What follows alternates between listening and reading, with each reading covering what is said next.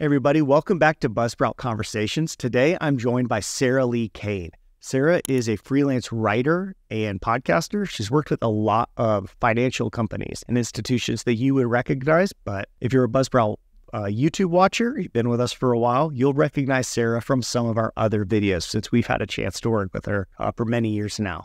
We talk a lot about Sarah's transition from being a teacher to being a freelancer, how she got started in writing and then in podcasting. We talk about whether or not brands should be podcasting and what they should be thinking about when they enter the podcasting space. We talk a lot about repurposing content and the appropriate strategies you should use to make sure that content you're creating performs well on each platform. And then we talk a lot about the psychology of creating content online, comparing ourselves to other creators, the fears that we have when we're first publishing something, or just some of those intrusive thoughts that we may have.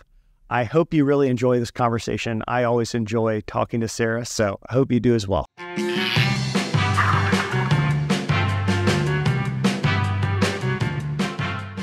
Sarah, thank you so much for joining me. Yeah, thanks so much for inviting me on. I'm excited to chat with you today. Yeah, we've been friends for a long time. We met through the Jacksonville Podcasters Unite meetup group, and then we've done some work together with Buzzsprout. But for everyone who doesn't know who you are or doesn't recognize you from our channel, can you tell us a little bit about your career, what got you here? Yeah, so I was actually a full-time elementary school teacher for about a decade, and then I transitioned into freelance writing. I also now produce podcasts for companies, and so I mostly write and produce podcasts in the finance and business industry. So I've been doing that full-time since about 2016, so about 7 years, which feels really long in internet years.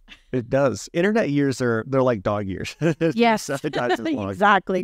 What convinced you to leave teaching and start a freelancing career? So I was freelance writing as a side hustle on the side because I was just really bored.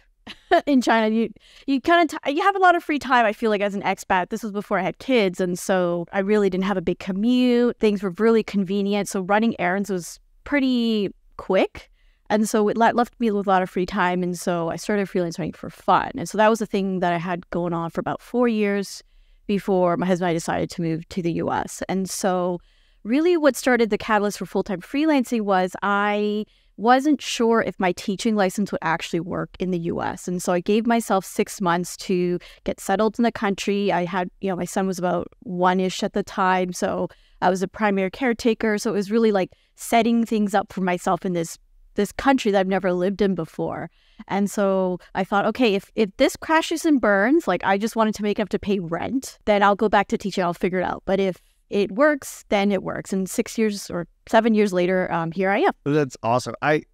It's funny. It's recently I realized like so many of the people online who are like, you should just start a side hustle. Like you could do this to 10x your productivity. You can do this to get the body you've always wanted. They're always like 24 and they're single and they don't have a kid yet.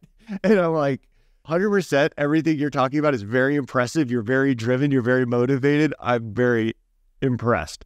I also know a lot of the tips and tricks you're giving just are very difficult to translate when you have a 1-year-old and you might be waking up every few hours to take care of them, or just like there's a lot of obligations once you start having children. I'm kind of fast forwarding to like 7 years. It's a lot of work within those 7 years, or 10 if you count the side hustle. And so, I lived in a country where services were pretty cheap. So I had a nanny that was watching my son 5 days a week.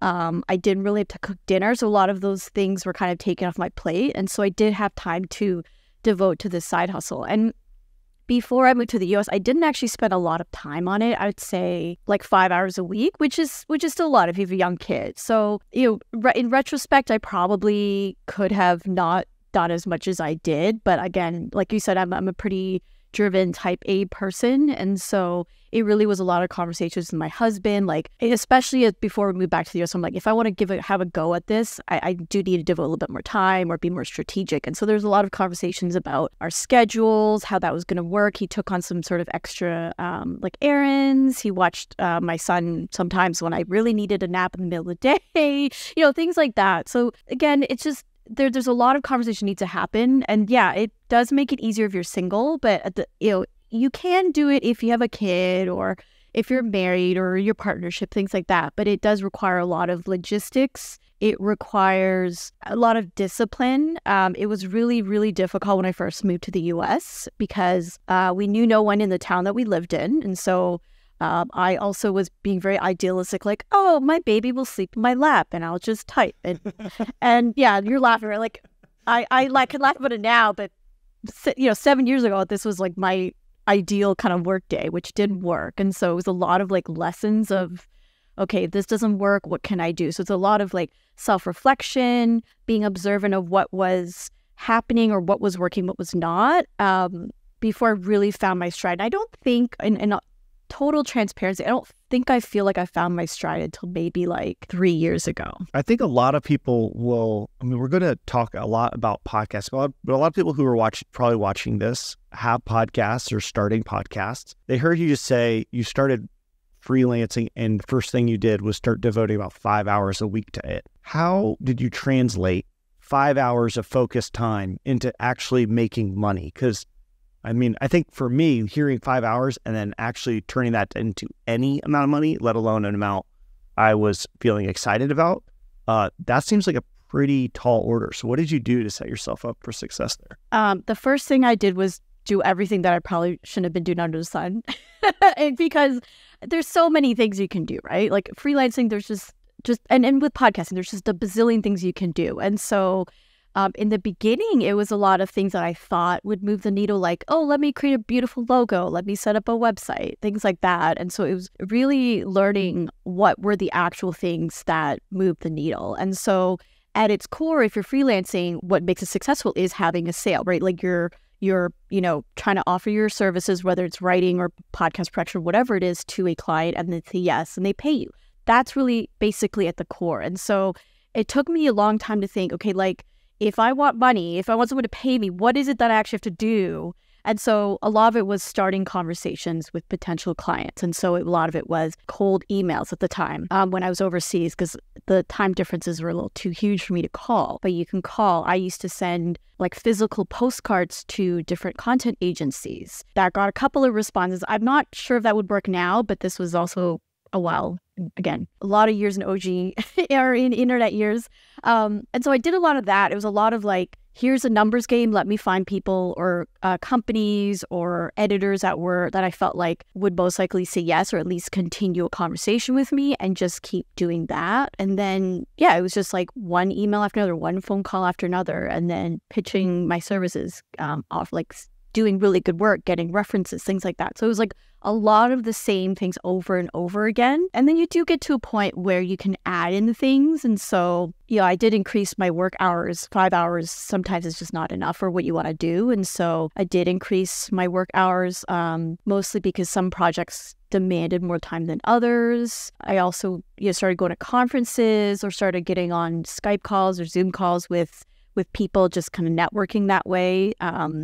Again, just to build up that network of referrals or people who are willing to hire me. So a lot of that. That's super interesting. I feel like one of the things I've noticed is that you also targeted a pretty lucrative niche. Like you've moved right into financial services, right? Was that just a natural fit? Was that something that you knew about, or was that by accident? Absolutely not. Absolutely not. Yeah. So when I first started as a side hustle, I remember reading this website. I think it's called Make a Living Writing. And so one of the tips was like, find what you are an expert at, or what you already do in your day job to kind of transition to writing. And so I was a teacher, and I was like, great, I can find some way to use my teaching skills to write for a company. And so I started writing for textbook companies. I did like test prep, quizzes, different things like that. And so that worked out pretty well. And so how I transitioned into finance writing was very accidentally. Someone reached out to me and said, hey, you are overseas. I need someone who's not living in the US to write about PayPal and how to use it to transfer money from different currencies. And so I wrote about that.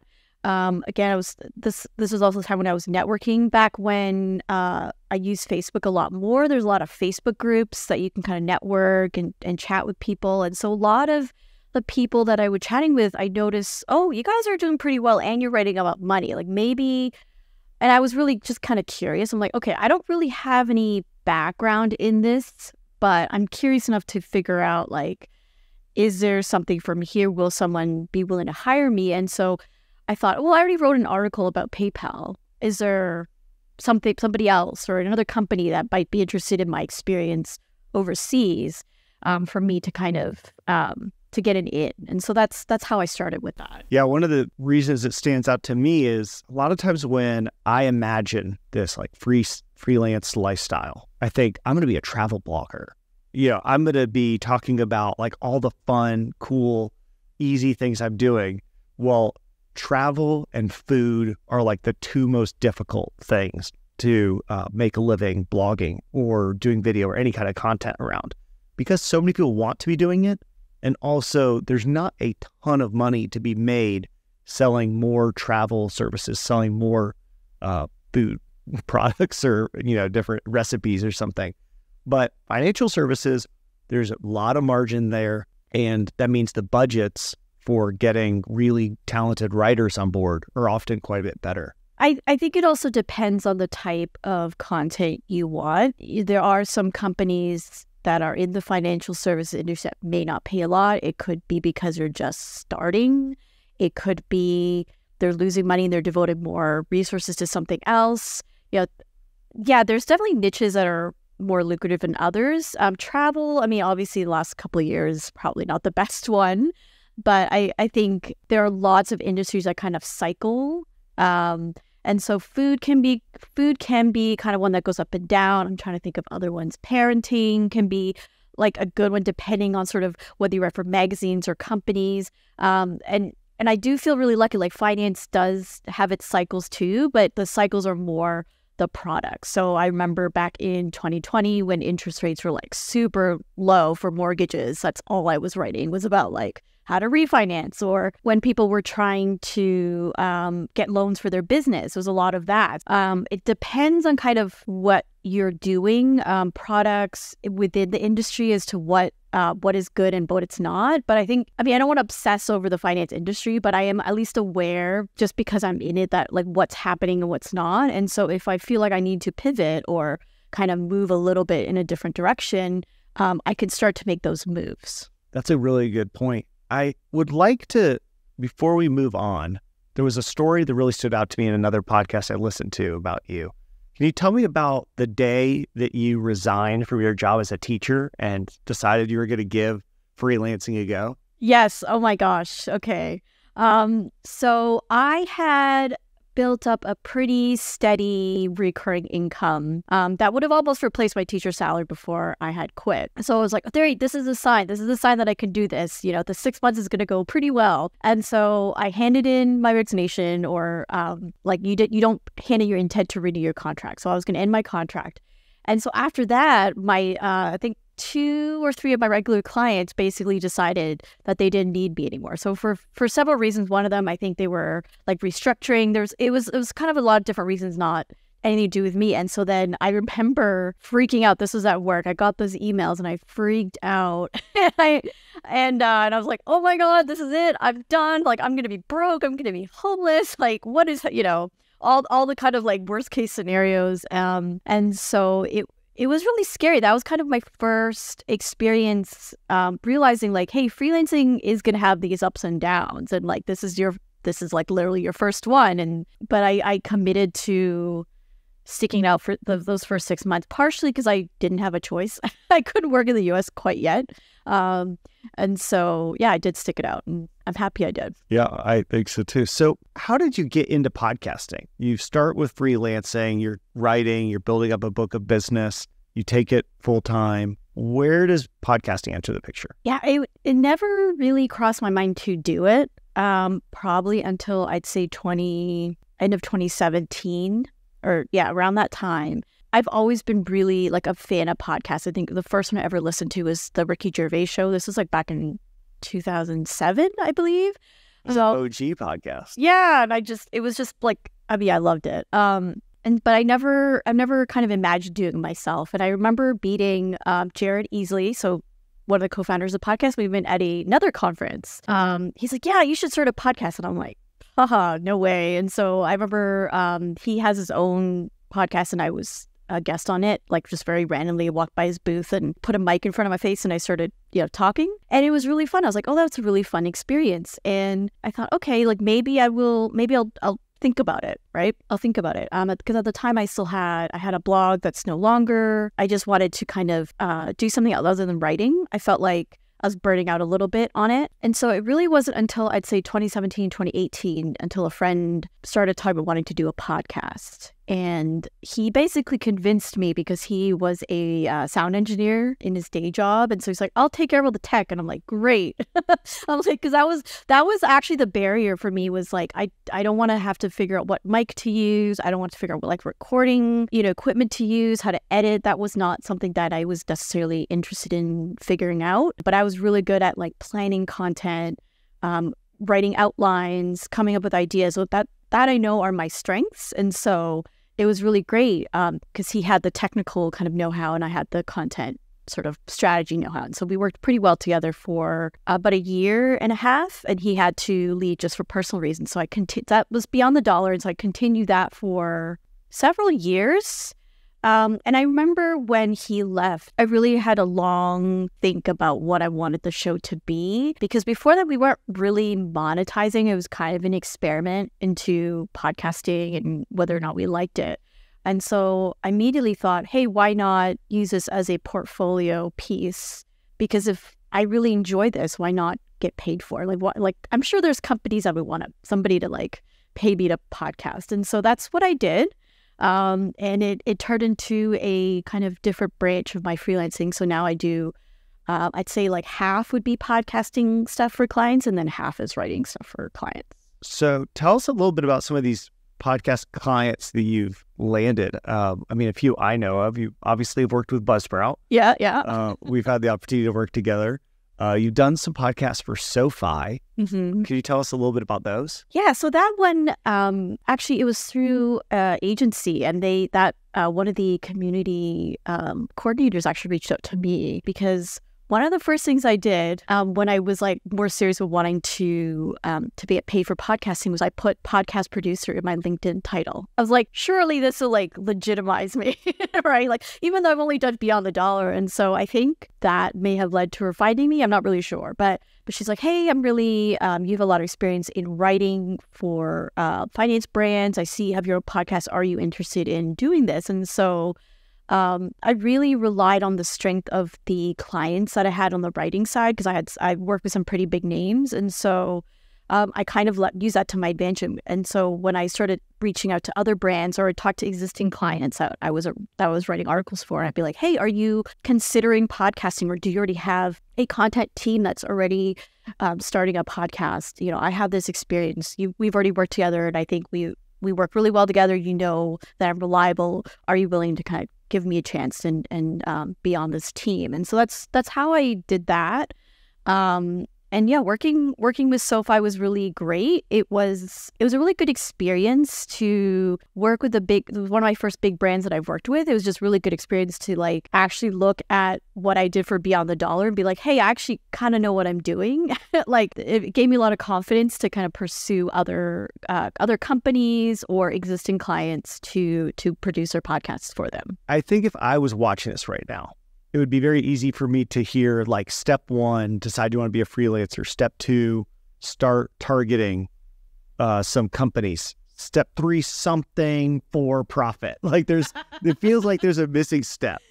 Yeah. And as somebody who worked with you before, I'll give you my side of the story and what you did to convince us like, oh, wow, we should definitely work with Sarah. You came to the Jack's Podcaster meetup, and I think just in front of the 30, 40 people who were there, said, hey, and if anybody knows somebody who wants to be a writer, I'm writing all the stuff on the blog and I'd like someone to help. So if anyone knows somebody, let me know. Afterward, you came up and were like, hey, if you want, you don't need to hire someone full-time. I could do some freelancing for you. At that first stage, often like a lot of people will say, I'm a good writer. And a lot of people now will say, I can do social and I can do video and I know SEO. They say the things and they maybe even put them on the LinkedIn profile, but you want to be able to validate it. And the thing that you had that really convinced me was that you'd been podcasting on Beyond the Dollar and it sounded really good. And you obviously understood what you were talking about. And I remember probably 30 seconds into the first podcast I started listening to, I went, oh, yeah, she's really professional. She knows what she's doing. And then you had some things on your website. You had a portfolio where like, hey, here's 5 things I've written I'm really proud of. And I could click through and read them until I went, oh, she's a really good writer. And there's something so important. And I think as a creator, we can lose this, and also because we are very hard on ourselves, but creating some artifacts, some proof of, hey, here's what I'm capable of, whether it's just a paper you wrote in college, or it's a blog post you wrote for a family business or a personal blog, no matter what it is, having something online that you can say, I'm proud of this, whether it be a podcast or videos or written, be able to put that out there is really excellent proof that I know what I'm talking about and I can actually do this. And that's so much more valuable than having nothing, even if it's not like the perfect piece of writing or work that you've ever done. Yeah. And yeah, well, thank you. Thank you. Appreciate that. I was like, oh, what's he going to say? Yeah, no, I think that's key. And I remember I was mentoring someone last year who'd done sort of the legwork and was ready to kind of launch their freelancing sort of venture, and they were really intimidated. I said, it doesn't matter what the company name is. I mean, I honestly started my podcast production freelancing with my own podcast, right? Like you were saying, like there isn't sort of an outside entity really validating that show, but I made it the best that I could. I knew what went into a good show. I partnered with someone who was really good at the technical side, knew how to make us sound good, knew the right mics to use. And so I made sure to make it sound as professional, just as good, if not better, than some of the NPR offerings, let's say, out there. And with writing, I didn't start with much. I remember writing my own samples. Like I remember when I pitched these textbook companies, I didn't have anything. And so I felt like, oh, it's chicken or the egg, like what comes first, right? But I'm like, no, I'll write like sample quiz questions, or I had worksheets that I wrote for my students back in the day. And I use those as portfolio pieces. Because at the end of the day, if you do want to freelance, writing or podcasting, what a potential client really wants to look at is, are you a good fit for the job? And there's 2 things that I feel like where you are a good fit. Number one, do you have subject matter expertise? Like, are you, let's say, for example, for me, like I'm published in like Bankrate. I write a lot about mortgages, like I said before, right? So that's kind of proof that I am a subject matter expert in that topic. So that might be a good fit for another mortgage company. And the number 2 is like, do I have the skills to be able to execute on a project, right? Whatever the project may be. So if it's you're creating social media posts for a company, you're writing an article, you're trying to produce a podcast or write a script, is there some way you can prove that you have those skills necessary? And it could be a podcast episode. It could be you write your own script. You could, this is what I did a lot too to kind of grow my freelance business, was name drop companies I used to work with, right? So for example, LendingTree is a pretty big name in the finance space. So I worked for LendingTree for a little while. And so at the mere mention that I worked for them, a lot of other finance companies be like, oh yeah, like she's pretty legit. If she can work well with a big company such as that, then yeah, maybe I will take a chance and hire her. So that's really, I would say, if you are looking to freelance, if you're looking to grow your freelance business, you want to turn it from a side hustle to a full-time thing, that's what I would do. So you've done podcasts, you've done written work, you've also done webinars. How, in your mind, especially since you've done like the same type of content in all these different areas, in your mind, how do these fit together, especially maybe from a brand perspective? I would say because I'm in the finance or business industry, all of these tie together.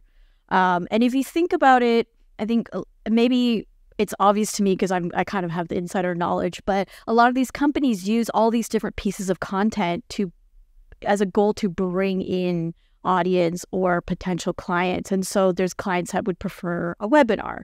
There's clients that prefer downloading an ebook and reading it and then maybe reaching out to the company, or they're on a business trip, but they prefer to listen to podcasts. So all of these are just pieces of the content pie to draw in an audience. And so even let's say you're an indie podcaster, maybe it's just not a podcast. Maybe you do a webinar on, I don't know, like if you're doing a podcast on like knitting cat sweaters, you can do a webinar like, here's how you make a pattern, right? Or here's an article, like you can use your episode transcript to create an article. So these are all kind of different parts of it.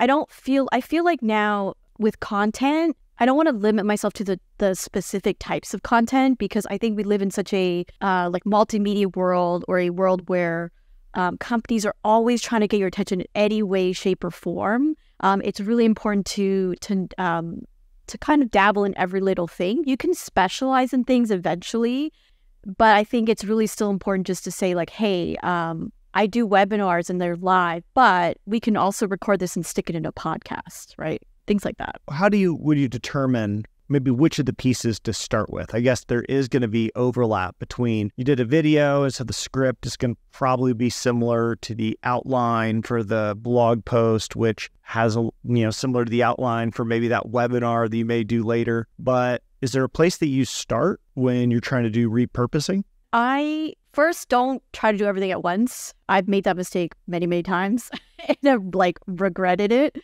And so I would say even before repurposing, get really good at one part of it. And so I'm going to assume most people watching or listening to this are into podcasting. So get really good at that first. And then think of like, what is one thing I can repurpose from this? And it could be a blog post. And so a natural way to do that is to take a transcript and then repurpose it into a blog post. And then you get really good at that. Maybe you create a good template. You're pretty efficient at it. It's working for you. Then you can think about maybe like webinars. Like, okay, now this blog post got a lot of attention. There's more I can say about this. And I really think that having a community discussion is much better than a podcast. Let me create a webinar from this. So I would take it one step at a time. Again, like my mistake was like, I want to do all the things all at the same time, which if you can do that well, great. That wasn't my case. And so I really, one of the biggest lessons I learned was I had to like really scale back and then kind of like step by step kind of slowly move towards different types of content creation. Yeah, I often hear people say like, oh, all you have to do is film a video podcast, put that on YouTube, take the audio, now that's an audio podcast, transcribe that, now you've got a blog post, send that blog post out as a newsletter. Now cut that up, tweets. Then next thing you do, turn those tweets, that video piece, now that's short form video for TikTok and Reels and YouTube. And I'm like, just repurposing that one time is, if you're spending 5 hours a week on your podcast or on your freelancing, that's your 5 hours. Like, that's not a inconsequential task to be like, oh, I just throw that up on YouTube and then I repurpose the audio as a podcast and then I make that a blog. Like, that's your week. Your week is burned now. Yeah. And I think one of a very common misconception that I see is that, oh yeah, like a blog is just a text form of your podcast. It's not. They're two different things. There are strategies that work for blogs that may not work for podcasts, or something that may work for TikTok won't work for Instagram, for example. And so yeah, you're repurposing content, which is fine, but there still needs to be some sort of thought into like, how can I make this transcript into a blog post? And it could require you putting in different, obviously it's going to be like putting in different subheadings, making a table of contents if it's a really super long piece of content. It could be breaking up to like 5-part series. Things like that. And then if you translate to a newsletter, you can't just copy and paste a blog post and stick in a newsletter. There needs to be some other intention behind it. Because I feel like the attitude and the intention in which you put into a piece of content really kind of comes through to the person on the other side, even though it may not be as obvious to you. Like, I know there are times when I'm like, oh, let me just get through this, let me post it, or whatever it is. It doesn't get nearly as much engagement as if I put a slightly more thought into it as to how someone's going to receive it on the other end. And so that's why I would say, like, try one thing at a time and see. Like, there are definitely lots of like programs that allow you to repurpose into tweets or threads if you're into that now, or Instagram posts. But I would also encourage you to have a little bit more intention behind the content, especially if your audience is in all these places, if they read blogs and listen to podcasts and are on all those social media platforms, you don't want it to sound or look the same, because then someone will know, and they may not follow you much longer. I see this a lot. I think social is the place this becomes the most obvious to me, when somebody is on LinkedIn and they're posting something that's 280 characters. You're like, oh, that was a tweet that you just copy and pasted over here. But LinkedIn, like, longer content is much more common. And then you were over on Instagram and it's a screenshot of the tweet that they put in their grid. And you start to feel like none of this is repurposed, but none of it's native to the formats. And if it's not native, the downside is, like, you're not ever going to get that big outsized return. You're never going to be able to leverage your domain expertise with a piece of content that's created for a specific audience. That's why I really like the advice you gave. Like, get really good at one of these. It's not like you have to start totally from scratch the second time, but you want to be making sure I'm tailoring this thing to be a blog post. And blog posts are easier to skim than podcasts. And blog posts have a little bit less of the personal story, even if the personality still comes through. Yeah, it's just not like a complete copy paste from one place that it gets dropped in somewhere else. It's super, drag and drop. Yeah, and I do want to say, if we're talking about, if you're a podcaster and you want to grow your audience, right? Like, you one of the big advice is like, oh, I should be in all the places. And yeah, you can, but you don't have to. I mean, if you kind of look online at my social media presence, like, my numbers are like small, right? Like, compared to somebody who, I don't know, like Joe Rogan, or, somebody who has tens of thousands of followers. I think everybody's numbers are pretty small compared to Joe. Right? Like, I don't have tens of thousands of followers. That's not, like, social media really wasn't my priority, but I got really good at, like, newsletters. I got really good at blogging back when I had a blog. Like, I got really good at those things. And so I just chose to focus my content on that. I was not adamant. I didn't want to be on YouTube for my podcast. I just felt like video is a completely different medium. Yeah, I could, again, slap a video on YouTube, or like slap my cover on YouTube, and, that's fine. But I wanted, like, for me, anything I create, I want to have some sort of intention behind it, whether it's for a client or my own stuff. And so I knew that if I couldn't put the time and energy into understanding the platform and experimenting with it and kind of getting feedback from it, then I wasn't going to do it. And so that's not for everyone. If you want to be on the places, that's great. But for me, it wasn't. I really just want to be intentional with what I'm doing. Over the last few years, we've seen a lot more brands kind of enter the podcasting space, and you've helped a lot of these brands enter the podcasting space. What would you say to the business owner now who's thinking, I probably am I late? I kind of been thinking about it. What questions should they be asking themselves as they think through, is podcasting right for my business strategy? Yeah. The first question I think anyone should consider is, are you creating a podcast because you think you should?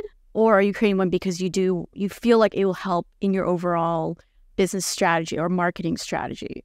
So I've talked to quite a few people in marketing and in other brands where they just go, oh yeah, because everyone's doing it, I should do it too. But if there's no, again, intention behind it, if there's no thought as to how this is going to help, then I would say don't do a podcast. There's no point in that sense. You're just you're wasting money. You might as well spend it on something else that's working in your company. Because for bigger brands, what I've seen is podcasts are part of the overall content marketing strategy. And so there are ones where I work on for CEOs or like CFOs or kind of like the C-suite. And that's really a brand building for their like personal brand. And so part of it is an indirect benefit to the company. So if their personal brand's really good, it kind of goes, hey, I'm associated with this company, therefore this company is going to look great. There's a lot. There's some that the podcasts are actually internal, so they're for their members or for people who subscribe to some sort of service or product that they have. And so it's an additional benefit as an educational resource. So that's part of that content strategy. So it is it's kind of like it's part of a overall paid offering, right? There's other ones where it's an aspirational piece of content. So, for example, I've helped work on another investing podcast right now. And so part of their strategy is to bring on some really great guests, bring on some really great educational content so that they want to be the name that people think of when they open a brokerage account.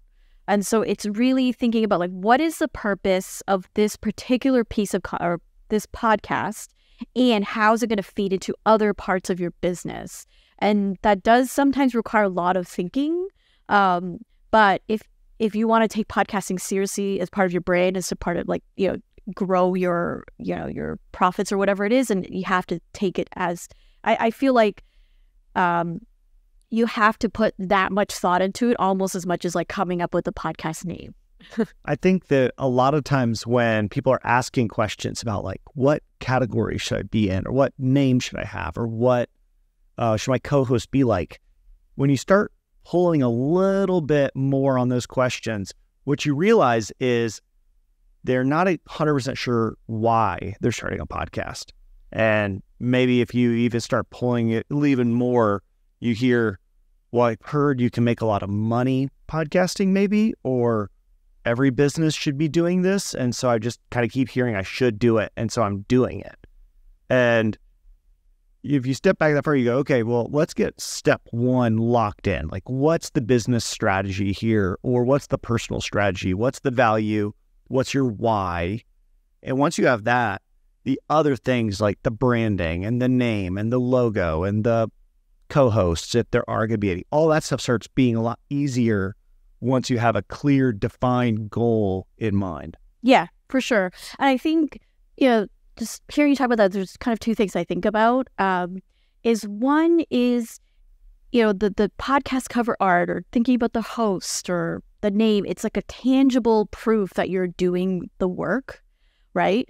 And that's great, right? You do need that. But thinking about the idea, thinking about the strategy, they're not necessarily as tangible as those things I just talked about before. And so I think a lot of people, myself included, I've done this in the past where I go, okay, great, I need to come up with a logo because that's what you can see.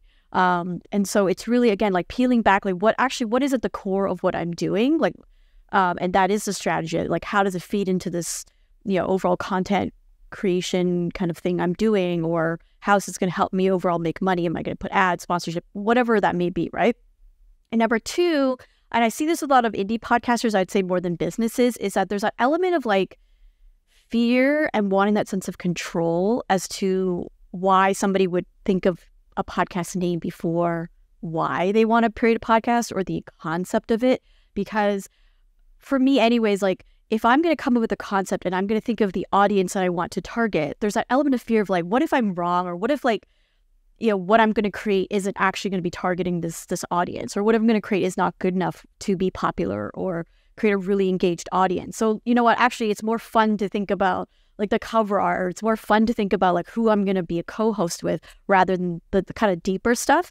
And not that there's anything wrong with that. Like we're all nervous when we release anything into the world, right? Especially companies who are putting really like big dollars behind a podcast, right? We want to make sure that there is some element of success. And so there's always going to be that level of fear. But yeah, that's my 2 cents on that. Yeah, I know the first time I started podcasting, I felt so uncomfortable. And then the first time I started doing any video content, I felt super uncomfortable. Actually, I think also when I first started writing on the internet, each one of them, you feel like I only want to do it if it's going to be successful. And it is very uncomfortable to imagine I'm going to put my best foot forward. I'm going to write the best blog post I can. I'm going to send the very best email to this client. But what if I get a rejection? What if my first and only comment I get on my blog is, this stinks, and that's it? Or, people say that my podcast cover art is bad and my audio doesn't work. Those fears crop up. At least what I've noticed in myself, at least through these 3 different times, has been there's safer things to consider. Like, what does the logo look like? Now I could spend a week working on the logo because nothing's out there to be critiqued. I can spend 2-3 weeks looking at equipment, and I can watch all these YouTube videos about equipment. And it's almost like, that's like akin to saying, I want to lose weight, so I'm going to start going to the gym and spending 3-4 weeks picking out my running shoes or something. You want to get your feet into this. Like, you want to start the thing that you say you're going to do. And no amount of prep will ever make that comfortable. At least it's never made it comfortable for me.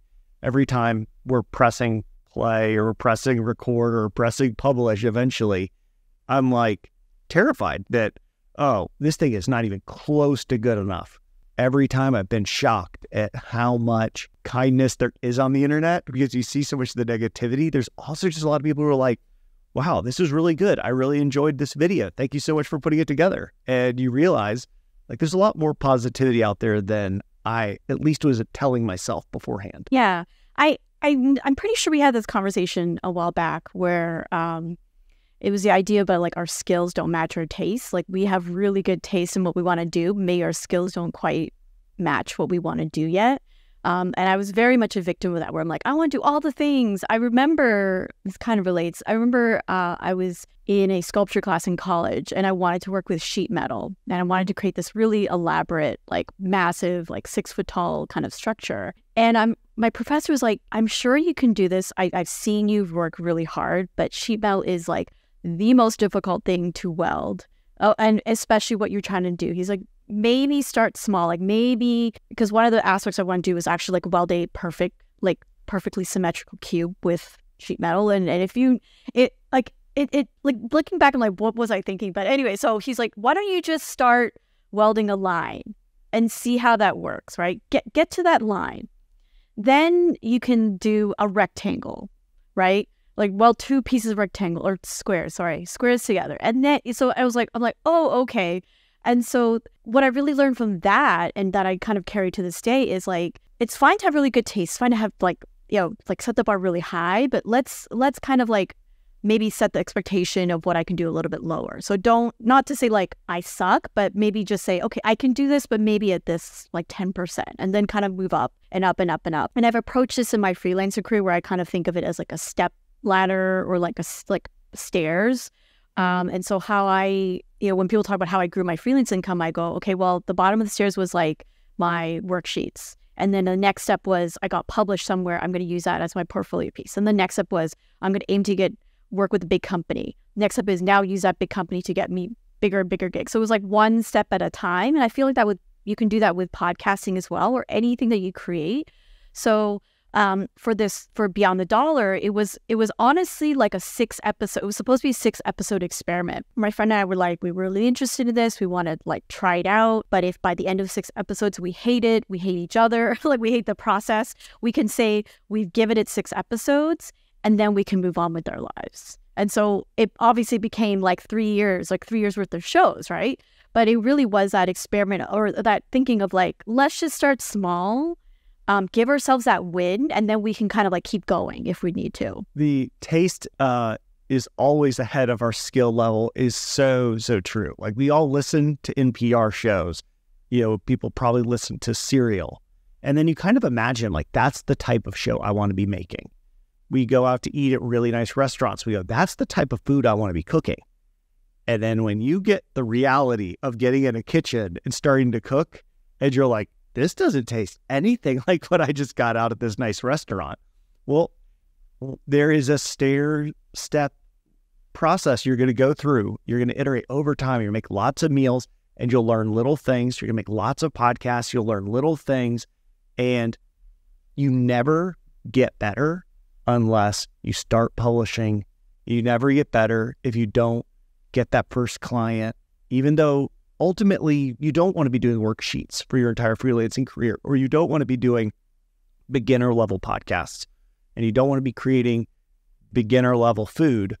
But all of those journeys are slowly stair-stepping up, publishing your work, getting feedback, learning new things, and eventually your skill level does start to kind of get to where your taste is. And I will say this, like, even if you think you're doing something completely new, like freelancing for me felt completely new, but I found something that I already had an existing skill in and kind of leveraged that into something new. So even let's say you're creating your own podcast from, you feel like from scratch. So you've got it.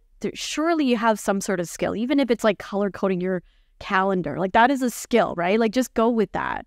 And I will say it's funny, people, who I talk to about Beyond the Dollar, like, it sounds really great. I'm like, you don't understand what it actually took to even produce that first episode. And I think of the podcast interviews that I've done before my friend and I even started that show. I remember like having no clue about microphones, and I used my laptop microphone for a podcast interview. And then you could hear my son like screaming in the background. And it took a friend who was editing that person's podcast to be like, listen, Sarah, like, you sounded great, like content wise, but like you got to buy a mic. Like he's like, I will tell you what mic to buy. And so it was a lot of like those like fumbling things. You're going to run into things that you don't know that you don't know.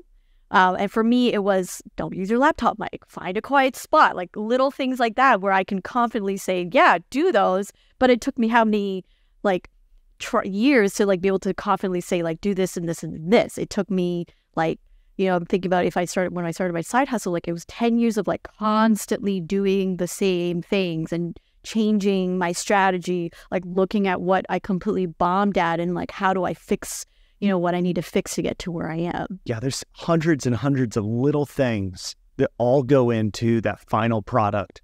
And a lot of them are not doing things that don't work. So it's very hard to teach unless you are doing it. The first time I ever did a video interview that we published on YouTube, I convinced myself to look natural, I should stare right at the lens the whole time. And I look like a serial killer. Like all the comments were saying things like, man, interviewer had some really good questions, but like, why does he look so like intense? Like, what's going on? Well, it wasn't until I watched that video, 30 seconds in, I go, oh, you gotta like, naturally, you need to look away sometimes. And that's how you are in real life. Okay, I'll do that. I did an interview and one of my friends, she was like, hey, I don't know what's going on, but your audio, there's this like snap sound all of a sudden. She's like, what is that? And I listened to it and I go, that's my AirPods case for sure. And I just sat there and I idly kind of like fidgeted with it and snapped it. And, now I'm really cautious about making noises. I'm really careful about what things I might be doing with my hands. But you really couldn't have taught me that. I needed to kind of experience the pain of going and editing all that out to learn, okay, I'm never going to do that again. Look away from the camera sometimes so you don't look like a serial killer. Like those things start building up over time and you'll get better and better. Yeah. And I feel like there's a lot of people who do share these types of stories, and there's also a lot that don't. And something I do when I find myself in comparison is I go look at websites on the Wayback Machine.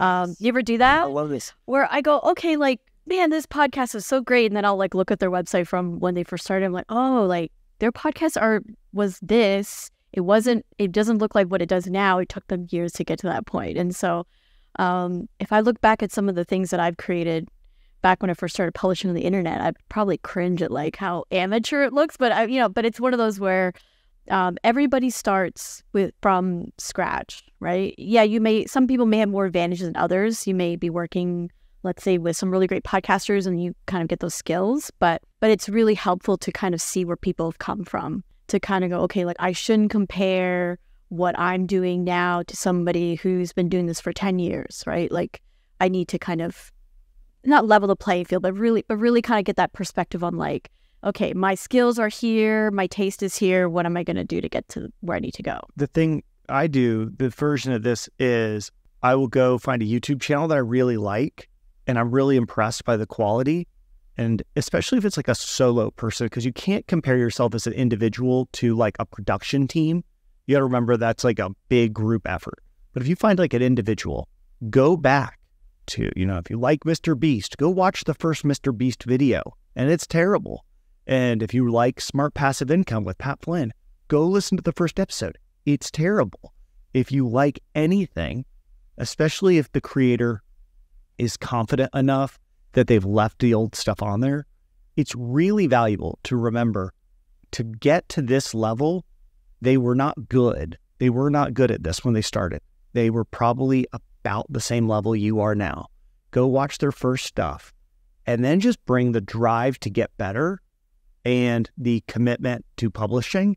And those combined, you just keep getting better and better. And that's the path to getting to be a great creator. It's not by nailing it on the first try. And if you're doing this by yourself or with one other person, I remember I was talking with a friend, she's kind of comparing herself to another, I think, bigger brand. And I go, there's 10 people on that team to create this. Like there's a show that I've been working on, and it's like me, I'm the producer, I have an editor, I have a podcast manager who manages the schedule. Then I have another content person that kind of like looks over my stuff to make sure that, maybe it aligns with the brand. Then I work with a compliance person to make sure like all the legal things are fine and we're not, so there's like all of these like things that go into sort of different productions, right? And so there's a lot of companies or even brands that have a lot of money and teams behind them. And we can't compare that to them as well, even if even if on the surface it seems like it's a simple interview podcast or a blog post. There's a lot of kind of background stuff that you may not even be aware of that they have. And so if you are, doing something by yourself or again with somebody else, like just give yourself a lot of grace. Like I remember I was one who like created my WordPress website. Like I learned like how to use Canva, like all of these are things I learned by myself, whereas other people had like teams with like so many skills behind them that of course I'm going to spend 10 hours making cover art when this person can take an hour because they've been devoting time and energy for how many years before. Yeah, I think that's great advice. Sarah, thank you so much for spending time with me today and chatting about all this different stuff about freelancing and podcasting and how to think about marketing. Is there anything you'd like to leave the audience with? Any places they can follow up with you if they want to learn more about you or connect with you? Yeah, so you can head to my website, sarahlicain.com. I do have some of the podcasts that I'm producing and some of the articles I write. If you want to learn more about money, just Google my name. I'm like pretty much in all the major sort of publications, US Money. And then I'm on Instagram at Beyond the Dollar. All right. Well, thank you so much, Sarah. I really appreciate it. Yeah, thanks for having me.